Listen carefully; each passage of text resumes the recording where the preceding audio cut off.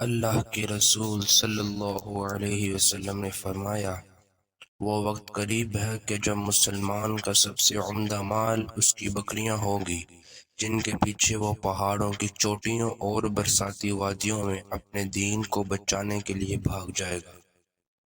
رسول اللہ صلی اللہ علیہ وسلم لوگوں کو کسی کام کا حکم دیتے تو وہ ایسا ہی کام ہوتا جن کے کرنے کی لوگوں میں طاقت ہوتی۔ اس پر صحابہ رضی اللہ تعالی عنہم نے عرض کیا کہ یا رسول اللہ صلی اللہ علیہ وسلم، ہم لوگ تو آپ جیسے نہیں ہیں، آپ تو معصوم ہیں، اور آپ کی اللہ پاک نے اگلی پچھلی سب لغزشیں معاف فرما دی ہیں، اس لیے ہمیں اپنے سے کچھ زیادہ عبادت کرنے کا حکم فرمائیں۔ یہ سن کر آپ ناراض ہو گئے، حتیٰ کہ خفگی آپ کے چہرے مبارک سے ظاہر ہونے لگی۔ پھر فرمایا کہ بے شک میں تم سب سے زیادہ اللہ سے ڈرتا ہوں اور تم سب سے زیادہ اسے جانتا ہوں، بس تم مجھ سے بڑھ کر عبادت نہیں کر سکتے۔